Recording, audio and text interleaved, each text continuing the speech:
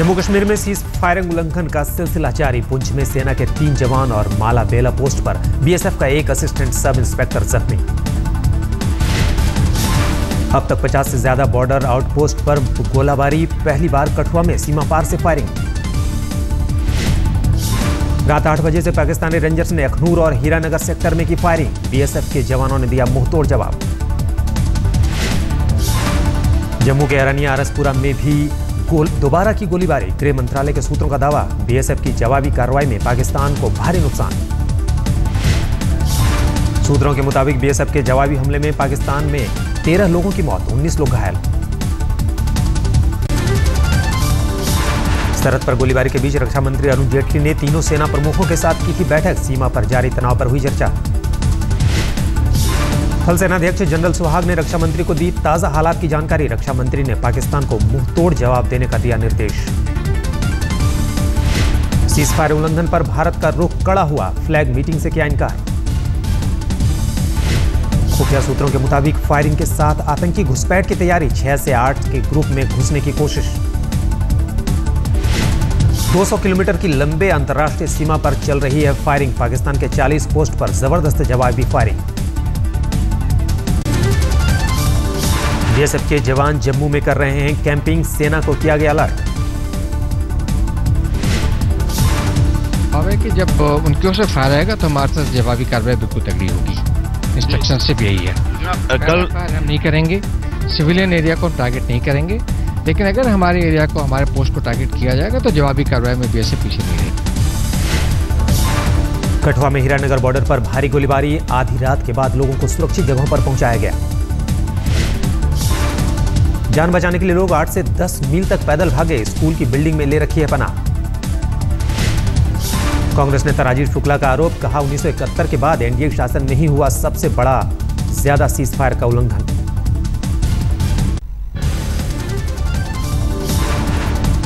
प्रधानमंत्री नरेंद्र मोदी की आज हरियाणा में 4 जनसभाएं। महेंद्रगढ़, रोहतक, सोनीपत और जगाधरी में रैली को संबोधित करेंगे। केंद्रीय गृह मंत्री राजनाथ सिंह भी हरियाणा में अपनी पार्टी के लिए मांगेंगे वोट। 4 रैलियों में लेंगे हिस्सा।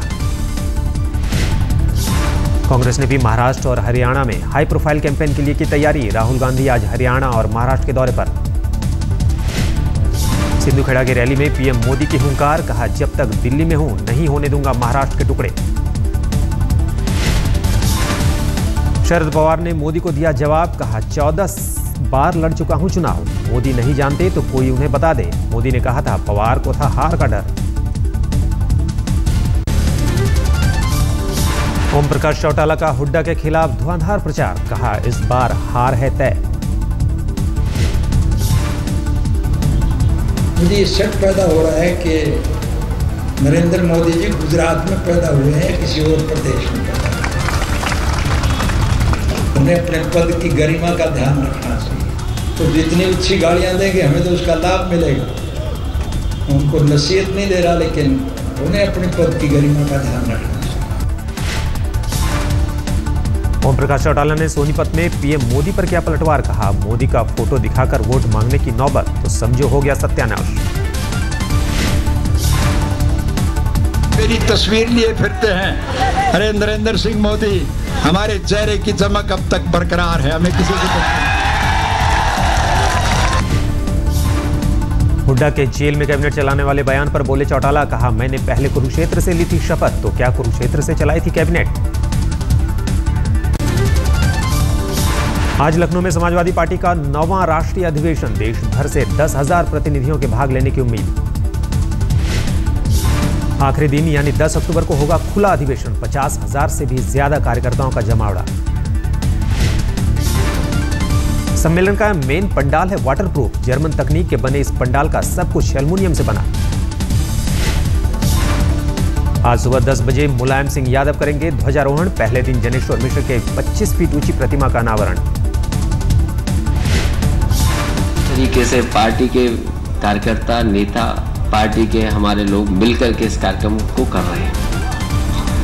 जनेश्वर मिश्र पार्क में कार्यक्रम हो रहा है और पहले ही दिन पहला कार्यक्रम शुरू होगा उनकी प्रतिमा का अनावरण होकर के।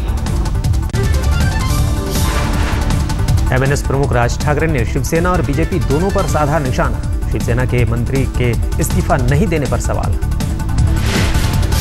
चुनाव आचार संहिता उल्लंघन मामले में नितिन गडकरी चुनाव आयोग को सौंपेंगे जवाब। आज आखिरी तारीख। केरल प्रदेश कांग्रेस की बैठक आज। शशि थरूर के मामले पर किया जाएगा विचार। रॉबर्ट वाड्रा लैंड डील मामले में आज अहम दिन। हरियाणा सरकार की रिपोर्ट पर चुनाव आयोग की बैठक। दिल्ली में ई रिक्शा मामले को लेकर आज आम आदमी पार्टी और बीजेपी आमने सामने। आज आम आदमी पार्टी नेता अरविंद केजरीवाल जंतर मंतर पर करेंगे संबोधन।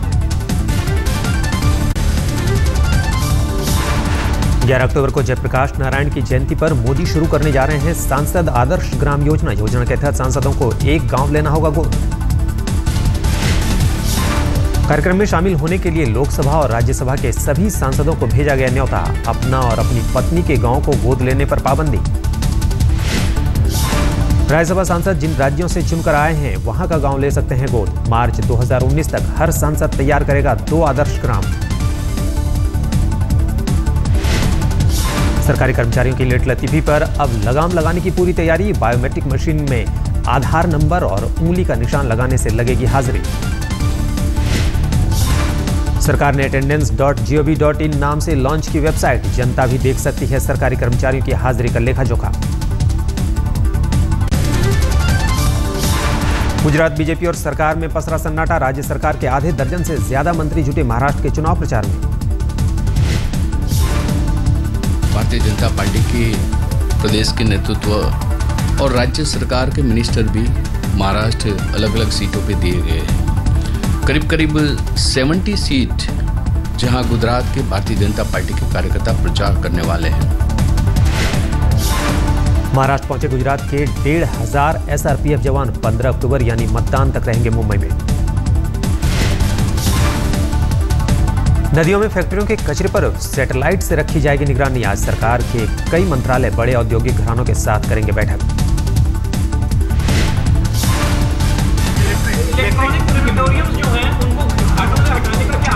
जैसा साधु संत कहेंगे, क्योंकि ये बात आस्थावादी लोगों की होती है, वो लोग जैसा कहेंगे वैसा करेंगे। अंबाला में चुनाव आयोग की फ्लाइंग स्क्वाड ने एक कार से बरामद किए 6.5 लाख रुपए। साथ में कांग्रेसी उम्मीदवार हिम्मत सिंह के पोस्टर भी थे मौजूद।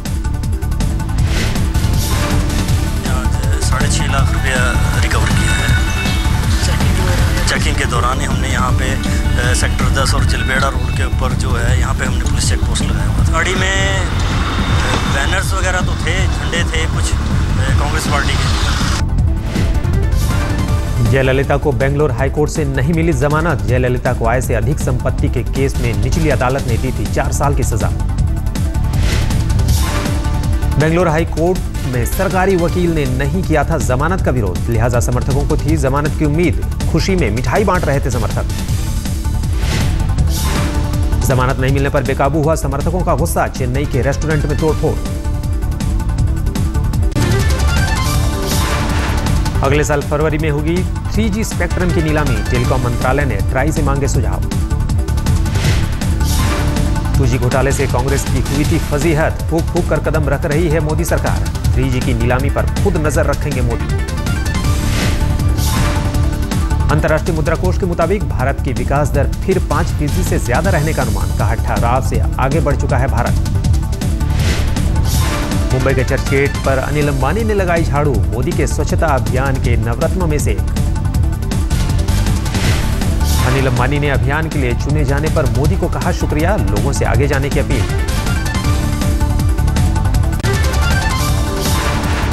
पटना के गांधी मैदान में भगदड़ मामले में ओपन कोर्ट में कार्रवाई शुरू। पीएमसीएच अस्पताल में हुई लापरवाही के चलते सुप्रिंटेंडेंट सस्पेंड। बिहार मानवाधिकार आयोग ने गांधी मैदान हादसे को खुद से संज्ञान में लिया। चीफ सेक्रेटरी को भेजा नोटिस। 10 दिन में मांगा जवाब। दिल्ली के मयूर विहार में पति पर पत्नी की हत्या का आरोप। बेसबॉल से मारकर ली जान।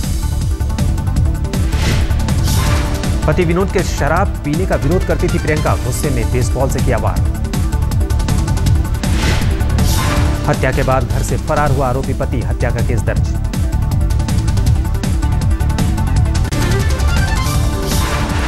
दिल्ली के पहाड़गंज इलाके में दिन दहाड़े कैश वैन में लूट। बदमाश 23 लाख रुपए लेकर फरार।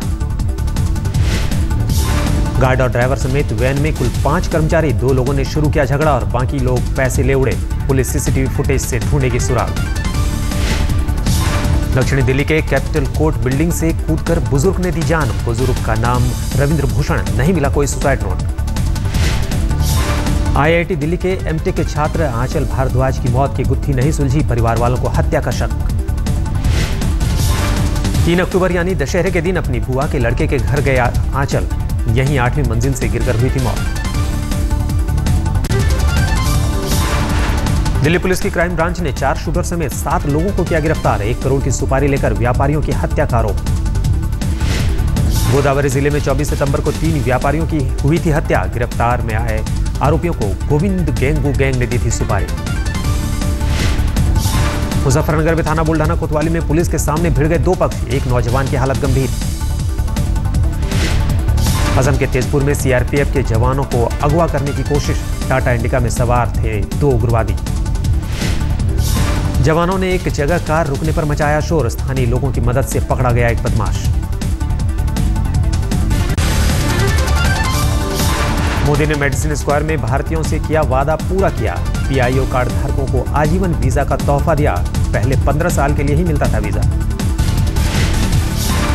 मोदी के स्वच्छता अभियान पर अभिनेत्री नेहा धूपिया की टिप्पणी। 2019 तक स्वच्छ भारत कैसे होगा अगर पुरुष के दिमाग में औरतों के लिए भरी होगी गंदगी।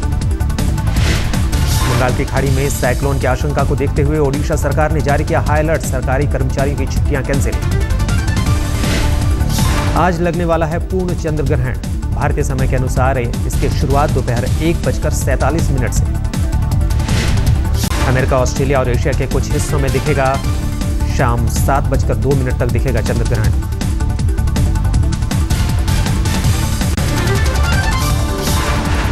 दिल्ली के बिड़ला मंदिर में महारास लीला का आयोजन। भगवत गीता के 10वें अध्याय पर आधारित। 3 दिन तक चलनी है महारास लीला। कथक और ब्रिज स्टाइल में कथक डांसर उमा शर्मा करती हैं आयोजन। वृंदावन की इस पद्धति को लाई, इस संस्कृति को लाई, उसको कथक से मैंने उसका मिश्रण की। भारतीय संगीत की मशहूर बेगम अख्तर की जन्म शताब्दी पर समारोहों की शुरुआत। सुरीली आवाज के दीवाने अब भी लोग।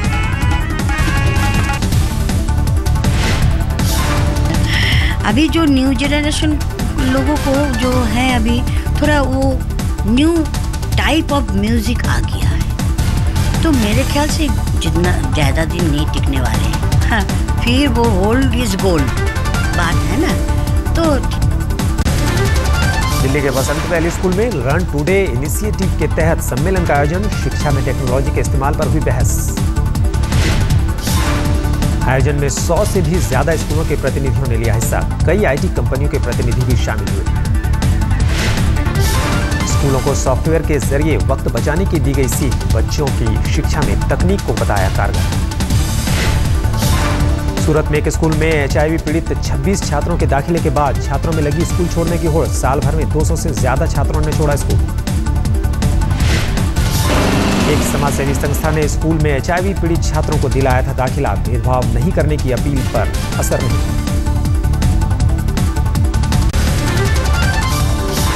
भारत और वेस्टइंडीज के बीच आज से वनडे सीरीज का आगाज। कोच्चि में खेला जाएगा पहला मुकाबला। कोच्चि में दोपहर 2:30 बजे शुरू होगा मुकाबला, लेकिन मैच पर अभी से बारिश का साया। अपने स्टार खिलाड़ियों के बगैर उतरेगी Windies team. Spinner Sunil Narayan और ओपनर क्रिस गेल टीम में नहीं। आज वायुसेना दिवस परेड में शामिल होंगे सचिन तेंदुलकर। गाजियाबाद के हिंडन एयर बेस में होगा समारोह। 2008 से वायुसेना के मानद ग्रुप कैप्टन हैं सचिन तेंदुलकर। ये सम्मान पाने वाले सचिन पहले खिलाड़ी।